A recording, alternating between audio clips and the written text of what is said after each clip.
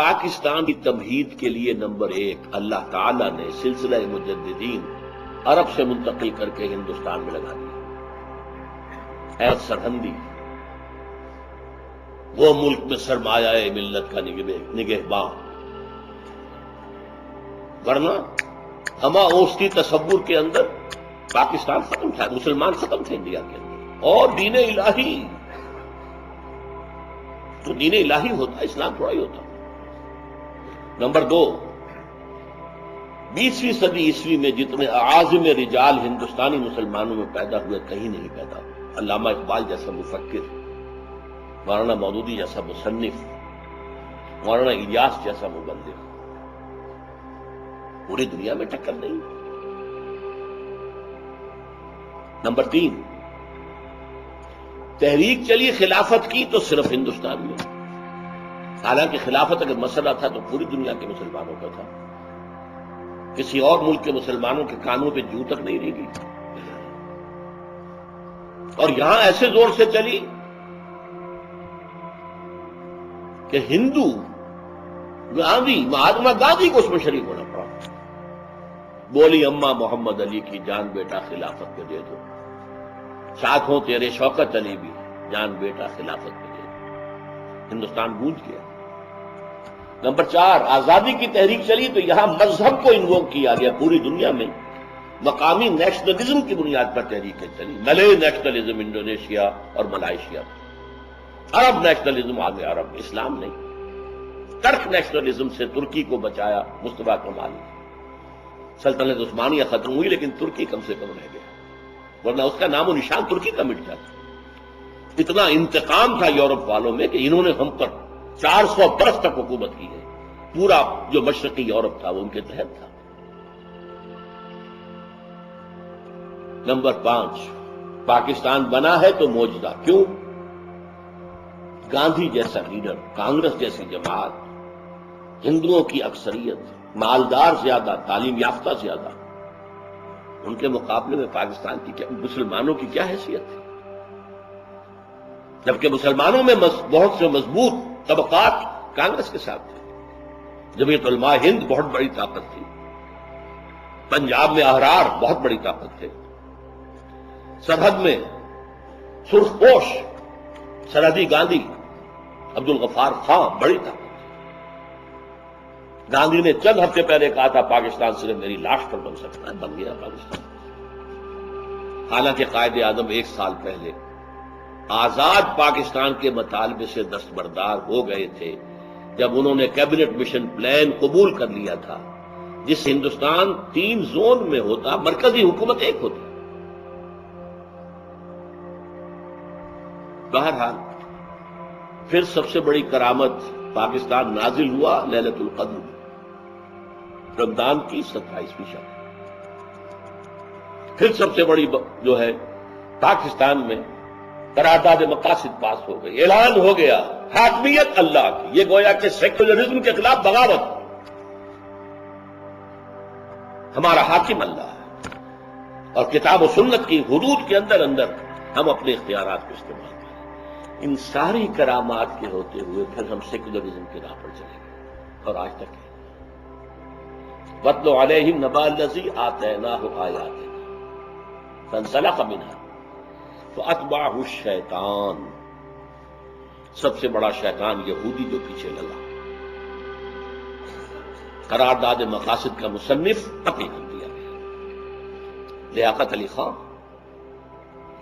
جس نے جا کر امریکہ میں یہ کہہ دیا تھا، یہودیوں نے ایک بڑا انہیں ریسیپشن دیا اور کہا کہ آپ اگر اسرائیل کو تسلیم کر لیں تو ہم یہ دیں گے، یہ دیں گے، یہ دیں گے، یہ دیں گے۔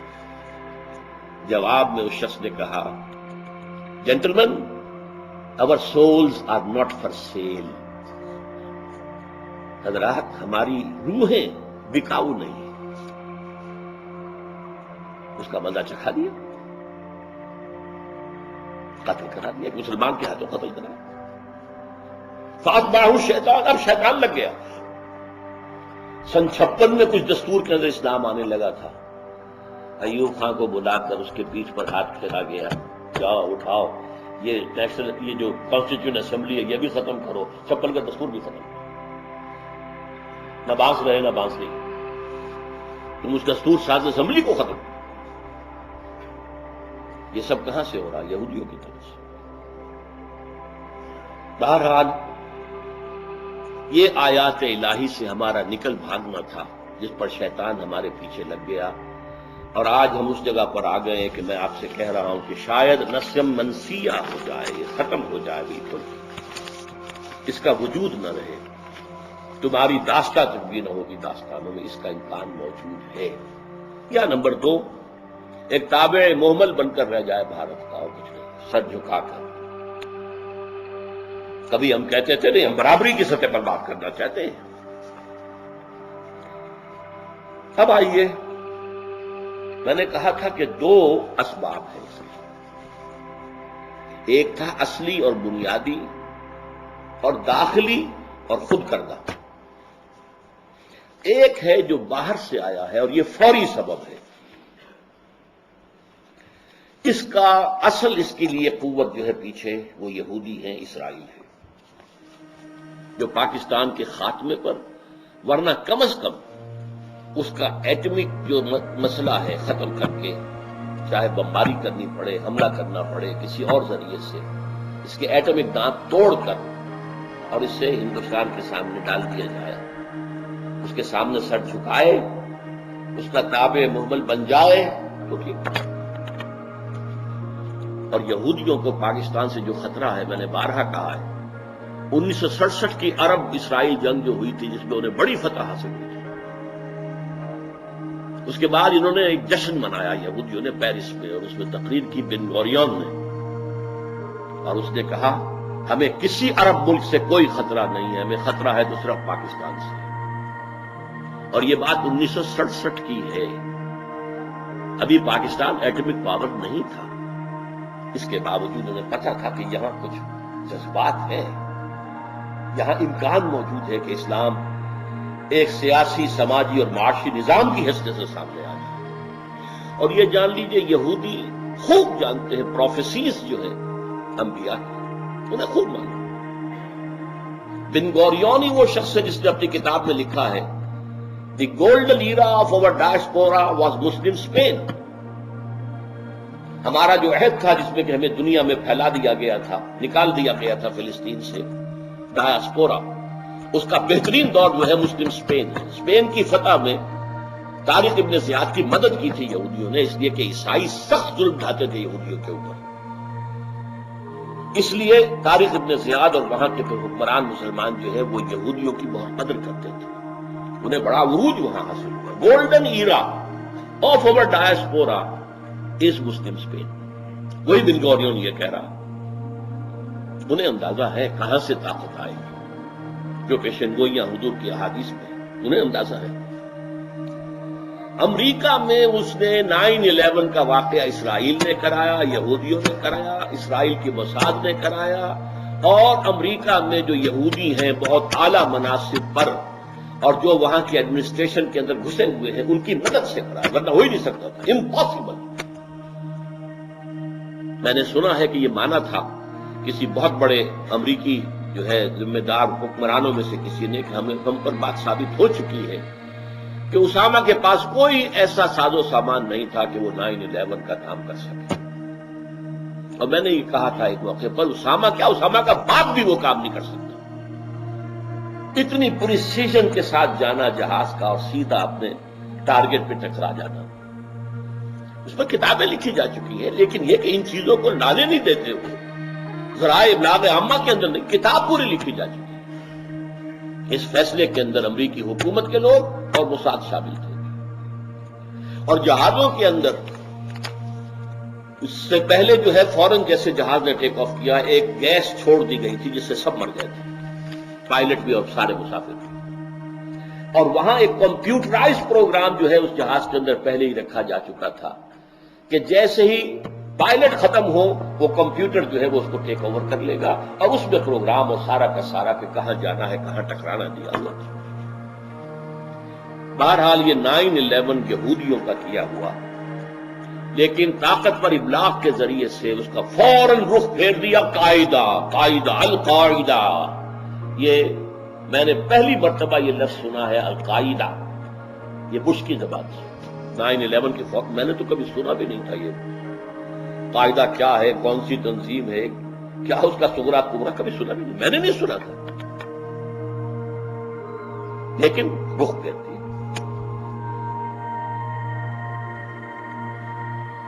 صدر پرویز مشرف صاحب نے، اب جو باتیں میں کہہ رہا ہوں ان میں سے باتیں میں نے اپنے عید الاضحیٰ کے خطبے میں بھی کہی تھی، پرسوں جو جمعہ کا خطاب میں نے کیا اس میں بھی کہی، لیکن آج کے مضمون کو مکمل کرنے کے لیے مجھے کچھ اختصار کے ساتھ دہرانا پڑے گا. جنہیں تفصیل درکار ہو وہ میرا پرسوں کا جمعے کا کیسٹ وغیرہ لے کر پڑھ لیں. صدر مشرف صاحب نے جب 9/11 کا حادثہ پیش آ گیا اور ایک ہی ٹیلی فون پر وہ بداشے کی طرح بیٹھ گئے، یو ٹرن لے لیا، دھمکی سے بھر گیا کہ نہ باب نمرد تھا، لہذا نہ مرد نمرد تھا، دھمکی سے ڈر گیا. اس وقت انہوں نے کچھ اجلاس منعقد کیے تھے جیسے آج کل بھی کر رہے ہیں. آج کل ایک بڑا کنونشن ہوا علماء کا بہت، ایک پھر چھوٹا اجلاس اور بلایا ہوا. اس وقت انہوں نے 16 ستمبر 5 دن بعد 16 ستمبر 2001 کو صبح کے وقت تو ایک کنونشن بلایا تھا صحافیوں کا، وفد، کنونشن نہیں کہنا چاہیے، اور آفٹرنون میں سپہر کو علماء و مشائخ کا.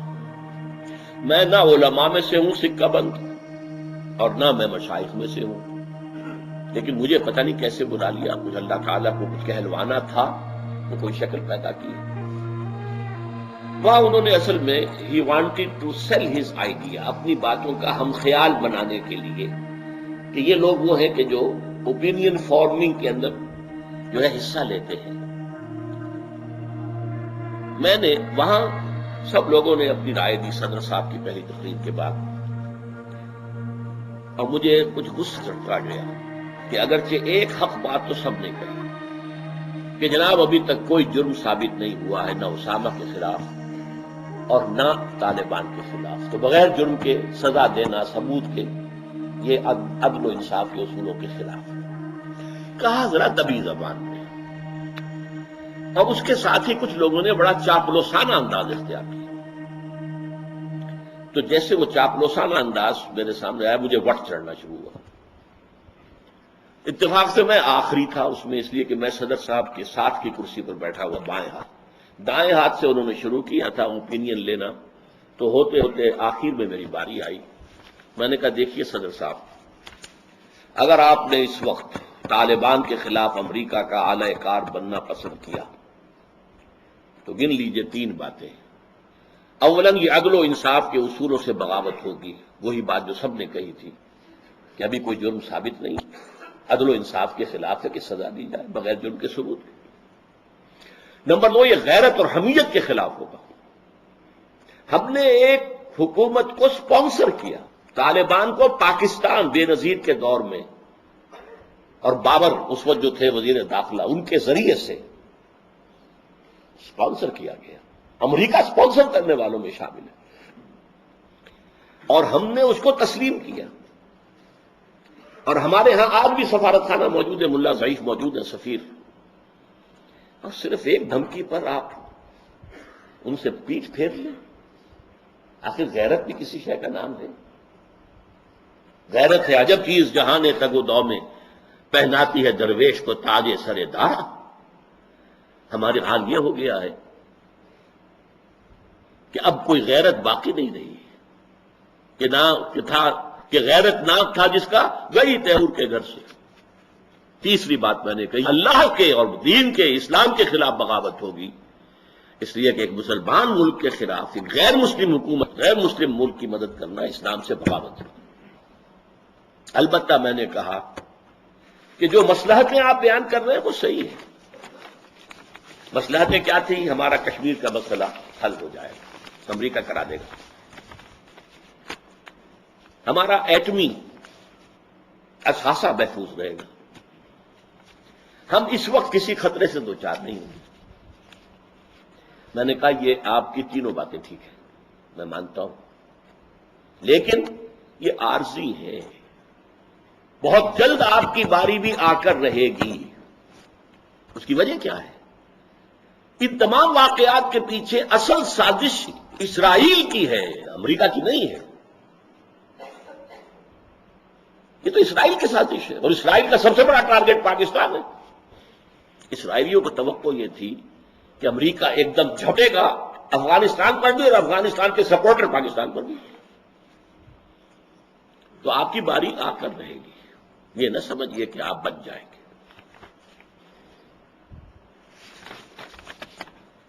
مجھے افسوس ہے، اور یہ میں نے افسوس ظاہر کیا تھا عید الاضحیٰ کے موقع پر بھی، پھر اپنے جمعے میں بھی.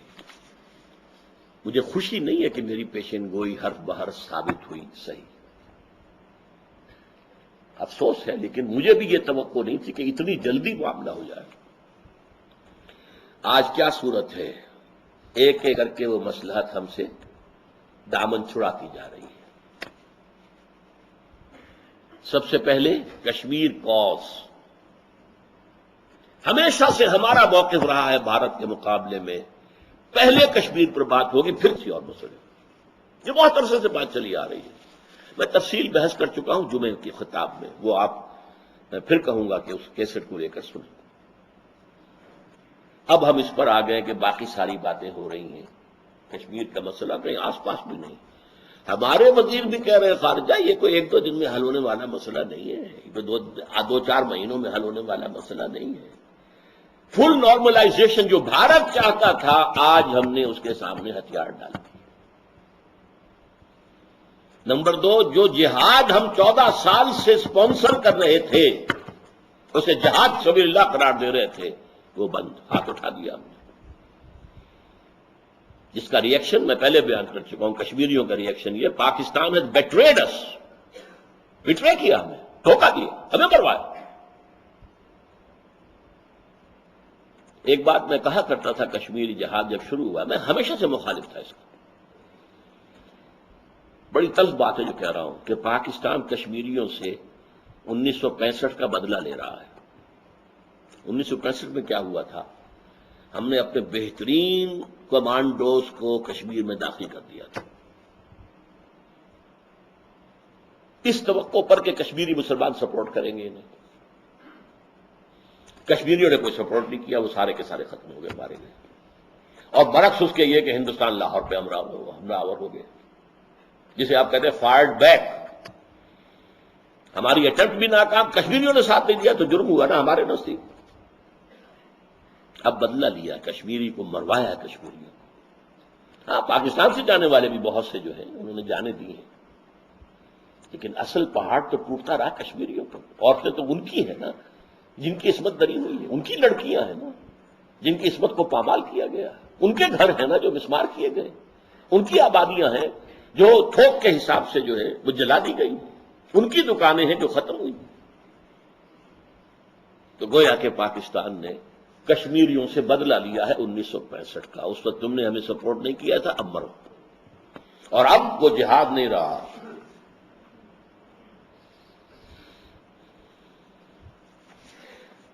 نمبر 2، اب ایٹمی پروگرام کی بھی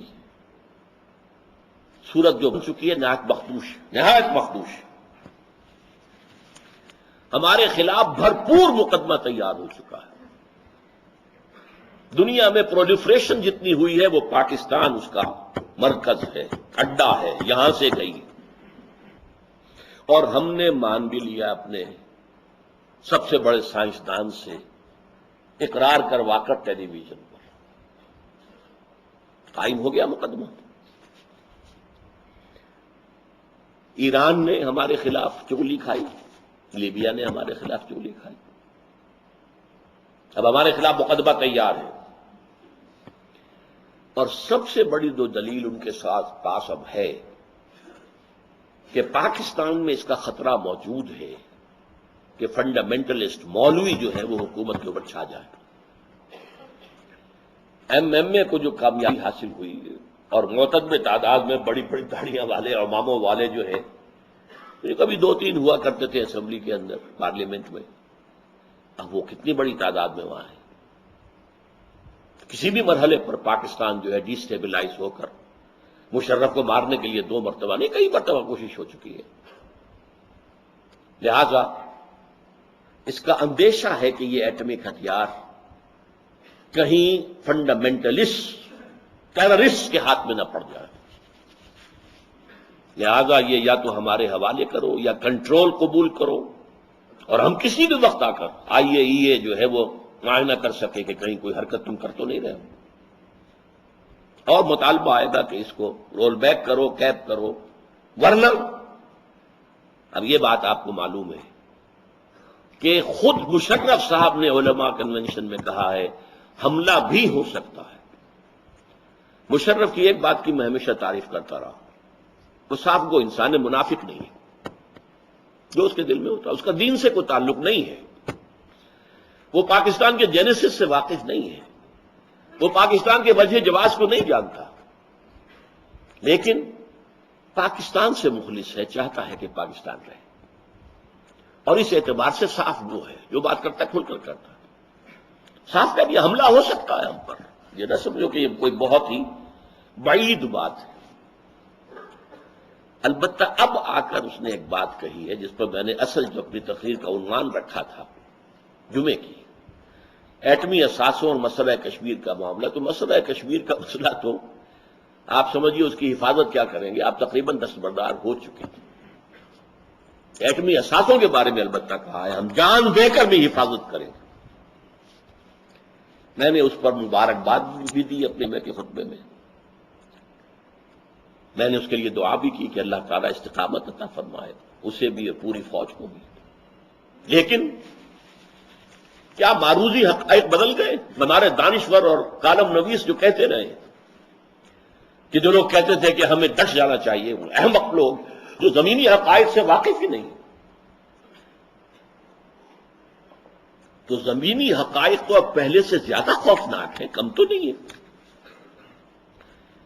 یہ بھی مشرف کی ہمت میں سے ہے کہ ابھی تک اس نے امریکی افواج کو پاکستانی علاقے میں آپریشن کرنے کی اجازت نہیں دی، خود ان کا مقصد پورا کر رہا ہے، لیکن یہ کہ یہ بات حالانکہ شدید دباؤ اس پر رہا ہے، اور ایک امریکی اہلکار جو آیا تھا بڑا، وہ تو کہہ کر بھی گیا ہے کہ مشرف ابھی نہیں مان رہے لیکن مسکرا کر کب مان جائیں گے۔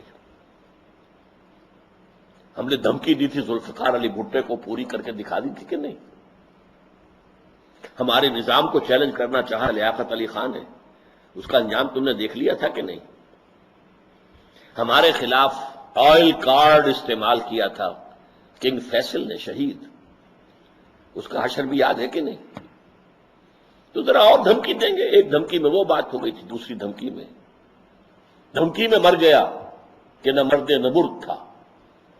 اللہ کرے ایسا نہ ہو، اللہ کرے وہ قائم رہ جائے، اللہ کرے قائم رہے، لیکن کیا آپ امریکہ کا مقابلہ کر سکتے ہیں؟ زمینی حقائق کو دیکھیے، کوئی امکان ہی نہیں، دنیا کی کوئی طاقت اس کا مقابلہ نہیں کر سکتی، ہم تو ہیں کیا؟ اس اعتبار سے میں جو کہتا ہوں نجات کی راہ ابھی کھلی ہوئی ہے، ایک راہ ہے کھلی ہوئی۔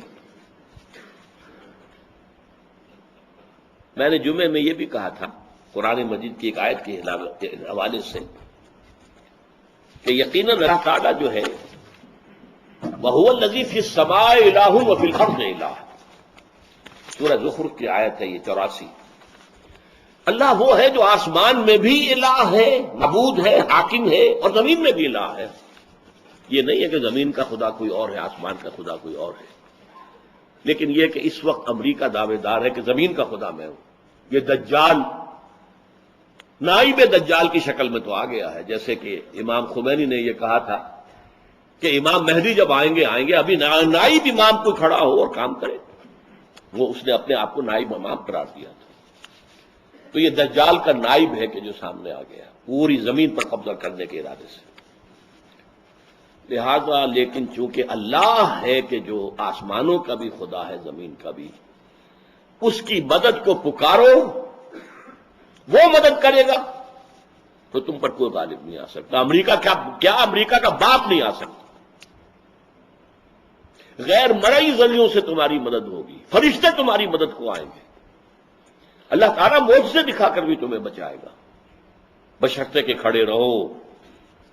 لیکن اللہ کی امداد کے حصول کے لیے دو شرائط ہیں۔ شرط تو ایک ہی ہے، دو حصوں میں بیان ہوگی، اور اس کا نام ہے توبہ۔ پلٹو، لوٹو۔ تم نے پاکستان کی منزل بھلا دی تھی، دوبارہ یاد کرو۔ پاکستان کے مقصد کو پورا نہیں کیا تھا، اب اس کا کم سے کم آغاز کر دو۔ مجھے امید ہے کہ محض آغاز پر بھی اللہ کی رحمت ہمارے ساتھ آ جائے گی۔ میں یہ نہیں کہتا کہ اسلام ایک دم نافذ کر دو، پوری شریعت نافذ کر دو، پورا یہ کر دو، ایک دن میں ہونے والی بات نہیں ہے، میں بھی مانتا ہوں، لیکن ایک عزم صادق کے ساتھ آغاز تو کرو۔ اللہ کا وعدہ کیا ہے؟ وہ توبہ کو ریسیپروکیٹ کرتا ہے۔ بندے بھی تواب ہو گئے، اللہ بھی تواب ہے۔ بندے پلٹنے والے، اللہ بھی پلٹتا ہے۔ بندے اپنے عصیان اور گناہ کی وجہ سے اللہ سے رخ موڑ لیتے ہیں، اللہ ان سے، ان کی نفرت کی وجہ سے رخ موڑ لیتا ہے۔ بندے اللہ کی طرح دوبارہ متوجہ ہو جائے تو اللہ بھی اپنی رحمت کے ساتھ دوبارہ متوجہ ہو جاتا ہے۔ اور اس کی شان کیا ہے؟ ایک حدیث میں آیا ہے، میرے بندے اگر میری طرف بالشت بھرائیں میں ہاتھ بھراؤں گا، اگر وہ ہاتھ بھرائیں تو میں بازو بھراؤں گا، اور اگر وہ چل کر آئیں میں دوڑ کر آؤں گا۔ یہ ہے ریسیپروکیشن اللہ تعالیٰ کی طرف سے۔ اب اس میں حکومت کی سطح پر توبہ کا آغاز وہ کیا ہے؟ پاکستان کے دستور میں قرارداد مقاصد آئی تھی، اب وہ دستور کے اندر داخل ہو گئی۔ یہ پہلے دیباچہ تھا، اب وہ دفعہ 2 الف ہے۔ پھر ایک موقع پر دفعہ 227 آ گئی کہ پاکستان میں نہ کوئی شریعت کے خلاف، قرآن اور سنت کے خلاف قانون نافذ رہے گا، نہ مزید بنے گا۔ گویا کہ ایگزسٹنگ قوانین بھی اگر خلاف شریعت ہے تو انہیں ختم کیا جائے گا، اور آئندہ کوئی قانون سازی، no legislation will be done repugnant to the Quran and the Sunnah. This is article 227۔ لیکن ایک چور دروازہ ایسا کھلا ہوا ہے کہ یہ دونوں آرٹیکلز غیر مؤثر ہیں، ڈیفنکٹ ہیں، ان افیکٹو ہیں۔ قرارداد مقاصد کو ہمارے جسٹس نسیم حسن شاہ صاحب نے یہ کہہ کر رد کر دیا کہ یہ بھی بس ایک دفعہ ہے نا دستور کی، باقی اور دفعات بھی ہیں، یہ باقی دستور کے اوپر غالب حاکم تو نہیں ہے۔ یا تو اس کے ساتھ اضافہ کیا جاتا کہ not with standing any thing against it, یہ قرارداد مقاصد جو ہے، یہ دفعہ 2 الف جو ہے، یہ پورے دستور پر حاوی رہے گی۔ نہیں، وہ نہیں کیا، چور دروازہ رکھا۔ اور دوسرے جو دفعہ 227 ہے اسے نفی کر دیا، کاؤنسل آف اسلامک آئیڈیالوجی، اسلامی نظریاتی کاؤنسل، کہ وہ غور کرتی رہے گی، غور کرتی رہے گی، غور کرتی رہے گی، اور رپورٹیں پیش کرتی رہے گی، رپورٹیں پیش کرتی رہے گی۔ آگے کچھ نہیں، کہ رپورٹوں کا کیا حشر ہوگا۔ اس کاؤنسل پر کروڑوں روپیہ مسلمانوں کا خرچ ہو چکا ہے، پاکستانی خزانہ مسلمانوں کا ہے۔ انہوں نے جتنی سفارشات پیش کی، ایک کی بھی امپلیمنٹیشن نہیں ہوئی۔ وہ فائلیں جو ہیں وزارت قانون، وزارت داخلہ، وزارت مذہبی امور مذہبی اور وزارت مالیات، اس میں ان کی الماریاں بھری ہوئی۔ پہلا کام اگر یہ ہو جائے کہ دستور میں اس چور دروازے کو بند کر دیا تاکہ پروسیس شروع ہو جائے، کوئی بھی شخص جائے، فیڈرل شریعت کورٹ نمبر 3، یہ چور دروازہ، بہترین ادارہ قائم کیا ضیاء الحق نے کہ عدالت فیصلہ کرے گی۔ میں جا سکتا ہوں کہ فلاں قانون اسلام کے خلاف ہے، اسے ختم قرار دو، شریعت کورٹ کو اختیار ہے، وہ اسے اگر قرار دے دے گی کتاب و سنت کے منافی، وہ ختم ہو جائے گا۔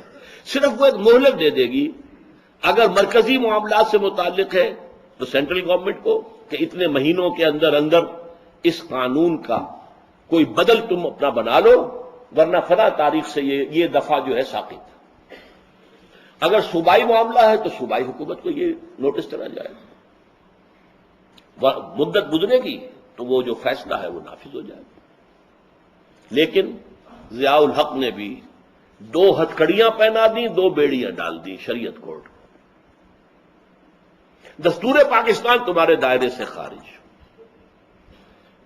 فیملی لاز تمہارے دائرہ کار سے خارج، کرمنل اینڈ سول جو کوڈ ہے، پروسیجرل کوڈ، یہ بھی تمہارے دعوے سے خارج، مالی معاملات بھی تمہارے دائرے سے خارج 10 سال کے لیے۔ وہ 10 سال کی ہتھکڑی چونکہ ٹائم بوم کی طرح تھی وہ پھٹ گئی، تو پھر ہماری شرعی عدالت نے بینک انٹرسٹ کو ربا قرار دیا، حرام قرار دیا۔ اس کا جو حشر ہوا ہے 10 سال کے بعد، وہ سب کے سامنے ہے، میں اسے تفصیل سے بیان نہیں کر سکتا۔ کم سے کم 15 سال کی محنت اور مشقت کو ایک فیصلے نے زیرو کر دیا۔ تو شرعی عدالت کیوں؟ شرعی عدالت کا جج بیٹھا ہوا تھا ایک تقی عثمانی، معلوم تھا کہ یہ روڑا ہے جو چبایا نہیں جائے گا شریعت کے معاملے میں، اسے نکال کے باہر پھینک دیا۔ 2 آدمی اور لے آئے گئے، ان سے پہلے ہی معاہدہ لے لیا کہ تم بینک انٹرسٹ کو سود نہیں کھاؤ گے، تب انہیں حلف اٹھوایا گیا، ختم۔ یہ نمبر 1۔ دفعہ 227 کو قرارداد مقاصد کے ساتھ اٹیچ کر دیا جائے، 2A کے بعد 2B، تاکہ معلوم ہو قرارداد مقاصد میں جو لکھا گیا ہے اس کا ذریعہ امپلیمنٹیشن کا یہ ہے۔ اور CII جو ہے کاؤنسل آف اسلامک آئیڈیالوجی، اسے چاہے ختم کر دیا جائے چاہے باقی رہے، حکومت رکھے اپنے لیے سفارشات حاصل کرنے کی۔ لیکن فیڈرل شریعت کورٹ نمبر 1، اس کے اوپر سے یہ ہتھکڑیاں اور بیڑیاں کھول دی جائیں۔ اسلام مکمل نظام حیات ہے، اس کے حصے بکھرے نہیں ہو سکتے۔ افتؤمنون ببعض الکتاب وتکفرون ببعض، کیا کتاب و سنت کے کچھ حصے آپ مانتے ہیں اور کچھ حصے کو آپ رد کرتے ہیں؟ فما جزاء من يفعل ذلك منكم الا خزي في الحیاۃ الدنیا ویوم القیامۃ یردون الی اشد العذاب۔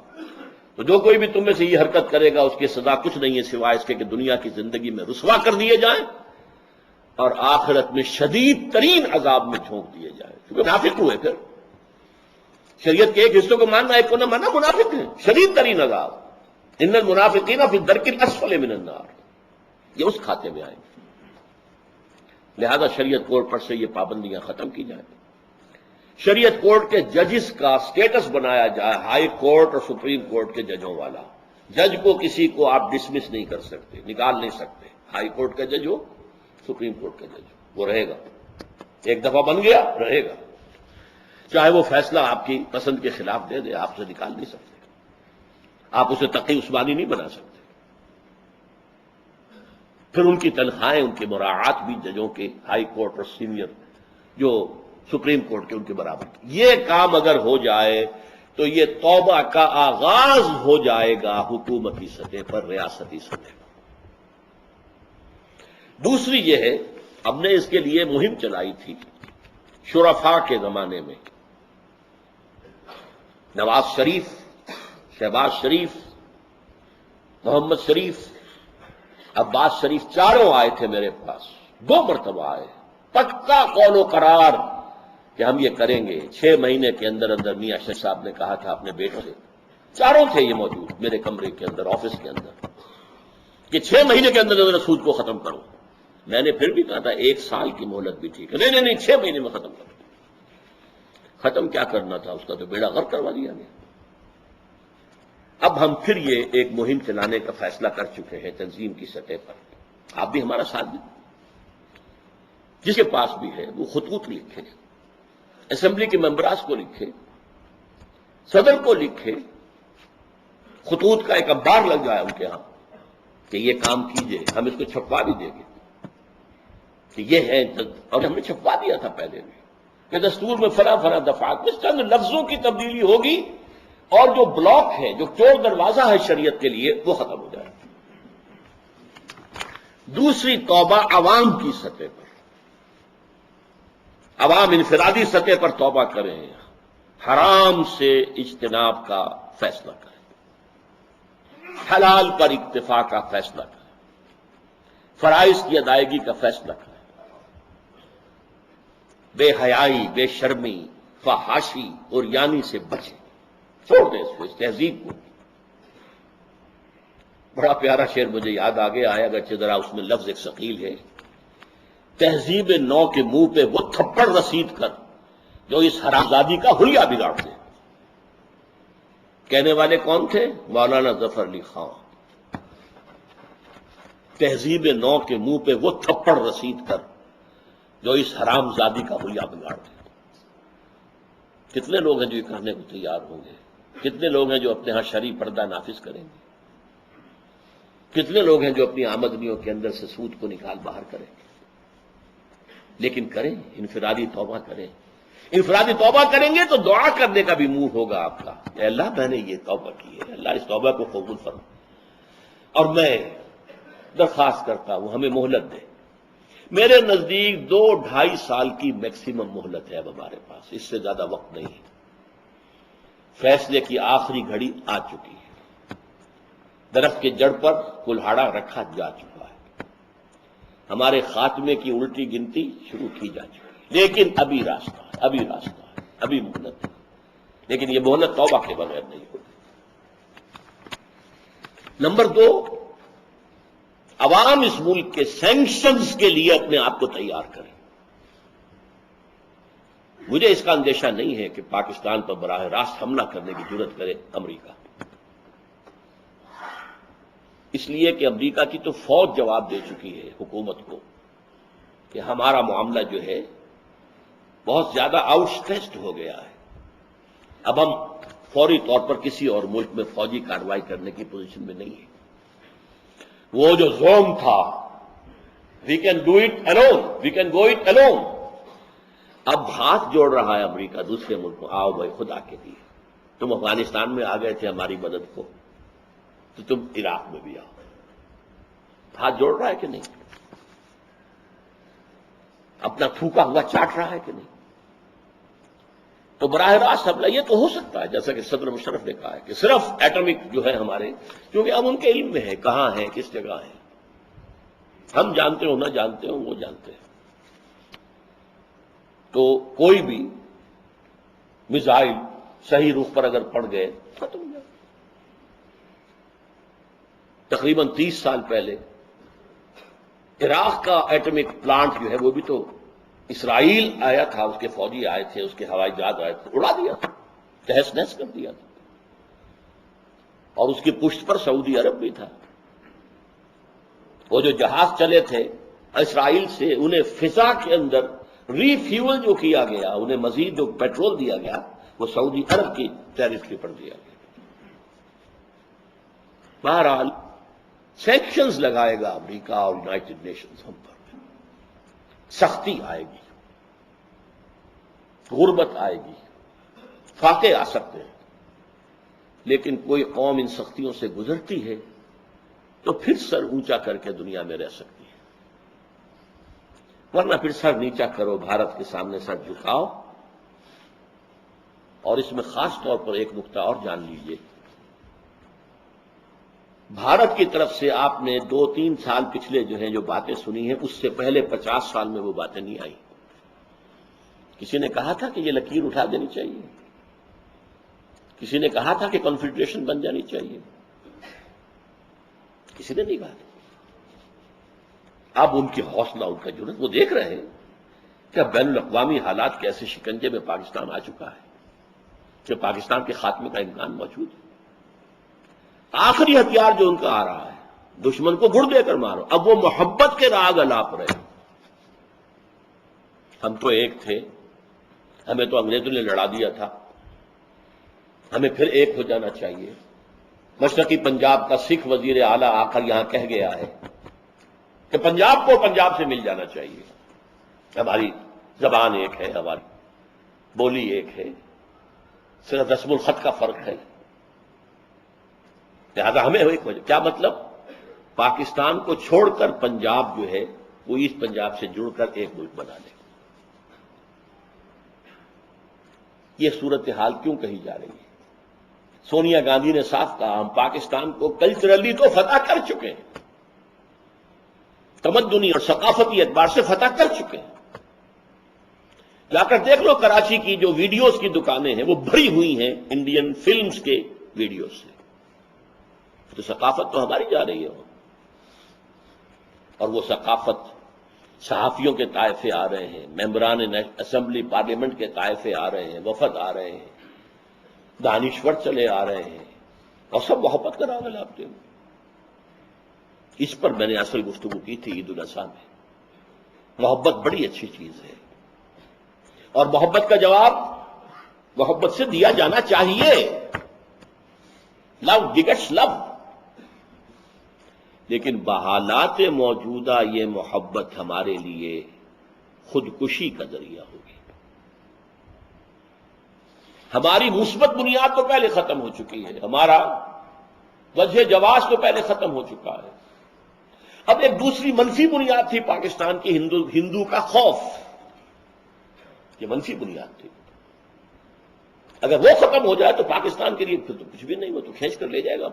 بھارت بہت بڑا ملک ہے، اس کے وسائل بہت زیادہ ہیں، اس کے مسائل بھی ہم سے 10 گنا 20 گنا ہیں، 50 گنا ہیں. لیکن اس نے ایک نظام ایسا بنایا ہوا ہے، ایسا کانسٹیٹیوشنل نظام ہے کہ وہ آج تک وہاں مارشل لا نہیں لگا. 1 سال کے لیے صرف ایمرجنسی لگی تھی، اور ایمرجنسی بھی کانسٹیٹیوشن کے اندر تھی.